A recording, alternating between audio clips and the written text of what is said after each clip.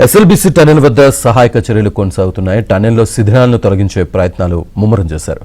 Marcos బృందాలు సైతం రంగంలోకి దిగాయి. 5 రోజులు గడుస్తున్న సొరంగంలో చిక్కుకుపోయిన 8 మంది జాడ ఇప్పటికీ తెలియలేదు.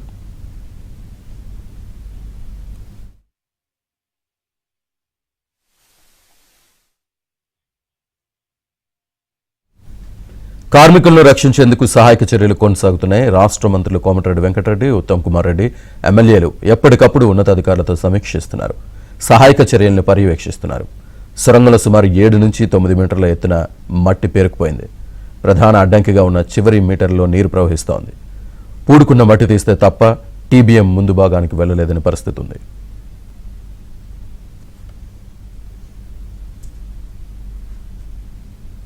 ఎస్ఎల్బీసీ టనెల్ దగ్గర ప్రస్తుత పరిస్థితిని వివరించడానికి మా కరెస్పాండెంట్ బసవరాజు సిద్ధంగా ఉన్నారు.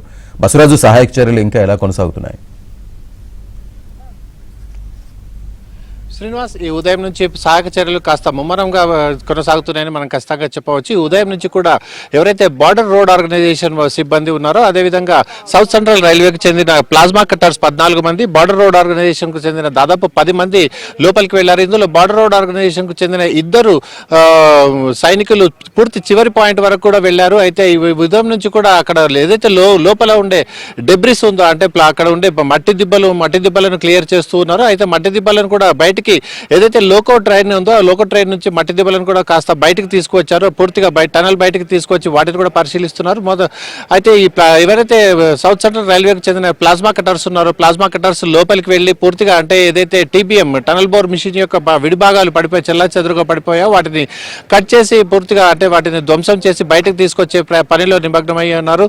అయితే ఈ సాయంత్రం 2 రోజుల లోపల, ఈ సాయంత్రం కానీ రేపటి కానీ ఖచ్చితంగా ఇక్కడ ఏది లోపల చిక్కుకున్న వారి ఖచ్చితమైన సమాచారం తెలుస్తుందన్న ఆశాభావం వ్యక్తం చేస్తున్నారు. అయితే ఇవాళ 6వ రోజు, 5 రోజులుగా కొనసాగిన పని అంటే ఏమాత్రం ఆశాజనకంగా ఉండిన పరిస్థితి లేకుంది. ఎందుకంటే అక్కడ ప్రధాన సమస్య అక్కడ నీటి ఊట అనేది పెద్ద ఎత్తున ఉంది. అయితే 5,000 లీటర్ల నిమిషానికి 5,000 లీటర్ల నీటి ఊట అక్కడికి వస్తుండగా కేవలం 3,600 నుంచి 4,000 లీటర్ల నీటిని మాత్రమే బయటకు తోడివేసే కెపాసిటీ ఉండే మోటార్లు ఉండడంతో చాలా ఇబ్బందికరమైన పరిస్థితి ఉంది. అయితే మొత్తానికి ఇవాళ ఈ నీటి ఊటను కాదంటూ ఇంకా లోపలికి కూడా ఎవరైతే బార్డర్ రోడ్ ఆర్గనైజేషన్, అదేవిధంగా సౌత్ సెంట్రల్ రైల్వేకి చెందిన వాళ్ళు, ఈ ఎన్డీఆర్ఎఫ్ బృందాలు కూడా లోపలికి వెళ్లి లోపల నుంచి డెబ్రిస్ ను తీసుకొచ్చి అంటే డెబ్రిస్ ను తొలగించే పనిలో నిమగ్నమయ్యారు. దీంట్లో ఖచ్చితంగా చెప్పాల్సింది బార్డర్ రోడ్ ఆర్గనైజేషన్ కు చెందిన 2 సైనికులు అంటే చాలా సాహసోపేతంగా పూర్తి చివరి పాయింట్ వరకు కూడా వెళ్లి అక్కడ నుంచి మట్టిని తొలగించి బయటకు తీసుకొస్తున్నారు. అయితే ఈ మట్టిని మొత్తం తొలగించిన తర్వాత అక్కడ ఏదైతే 8 మంది చిక్కుకుని ఉన్నారో ఆ బాధితుల పరిస్థితి ఖచ్చితంగా అర్థమవుతుందనే ఉద్దేశంతో ఉన్నారు. అయితే ఎప్పటికప్పుడు మంత్రి ఉత్తమ్ కుమార్ రెడ్డి ఇక్కడ మిగతా అధికారులు లోకల్ అధికారులతో సమీక్ష జరుపుతున్నారు. ప్రతి విషయాన్ని కూడా అంటే ఏ చిన్న విషయాన్ని కూడా వదలొద్దు అన్న ఉద్దేశంతో ఇక్కడ ప్రతి అంశాన్ని కూడా చాలా సీరియస్ గా తీసుకొని పనులు చేస్తున్నారు. మొత్తానికి 6వ రోజు మాత్రం చాలా ఆశాజనకంగా పనులు కొనసాగుతున్నాయి. సాయంత్రం వరకు ఈ డెబ్రిస్ లో కొంత భాగాన్ని పూర్తిగా బయటకు తీసుకొచ్చే అవకాశం ఉంది. శ్రీనివాస్, ఈ రోజు ఏమైనా కీలక ప్రకటన చేసే అవకాశం ఏమైనా కనిపిస్తుందా బసవరాజ్? హరీశ్వర బృందం కూడా అక్కడికి ఖచ్చితంగా ఇక్కడ రెండు రకాల అవకాశాలు మాత్రం ఖచ్చితంగా కనిపిస్తున్నాయి. ఒక దిక్కు పని మాత్రం ముమ్మరంగా జరుగుతుంది. సహాయక చర్యలు ముమ్మరంగా కొనసాగుతున్నప్పటికీ కూడా ఏదైతే చాలా కీలకమైన 40 మీటర్స్ బిట్ ఉందో ఆ 40 మీటర్స్ బిట్టు ఎప్పుడైనా కూలే ప్రమాదం కూడా అంతే విధంగా ఉంది అని చెప్పి ఇక్కడ ఏదైతే national geological survey of India వాళ్ళు కూడా హెచ్చరించిన నేపథ్యంలో చాలా జాగ్రత్తగా ఈ పనులు కొనసాగిస్తున్నారు. అయితే ఖచ్చితమైన సమాచారాన్ని ఈ సాయంత్రానికి లేకపోతే రేపు ఉదయానికి కానీ ఖచ్చితంగా ప్రకటించే అవకాశం అయితే ఉంది. అయితే దాంట్లో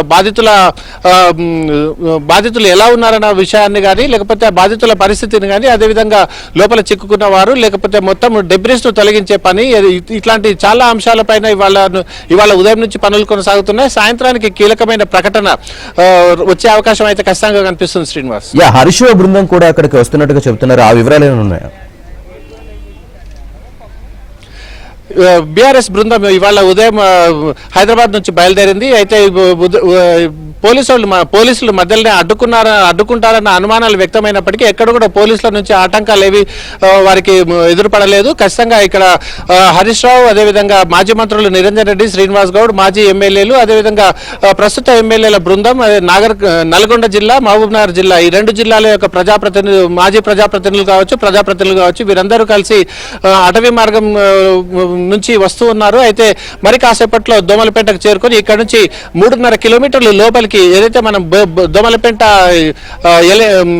జేపీ కన్స్ట్రక్షన్స్ బేస్ క్యాంప్ వద్ద మనం ఉన్నాం. ఈ బేస్ క్యాంప్ నుంచి 3.5 కిలోమీటర్లు లోపలికి దిగితే మాత్రం టనల్ కనిపిస్తుంది. అయితే టనల్ వరకు కూడా కొంతమందిని మాత్రమే పంపించే అవకాశం ఉంది. ఇక్కడ పోలీసులు కూడా భారీ ఎత్తున మోహరించి ఉన్నారు. అంటే ఎక్కువ మంది పోతే అక్కడ టనల్ నుంచి లోపలికి రావడం, బయటకు వెళ్ళడం చాలా ఇబ్బందిగా పరిస్థితి వస్తున్న నేపథ్యంలో హరీష్ రావు మరికొంతమంది ముఖ్యమైన నాయకులను మాత్రమే లోపలికి పంపించే అవకాశం ఉంది.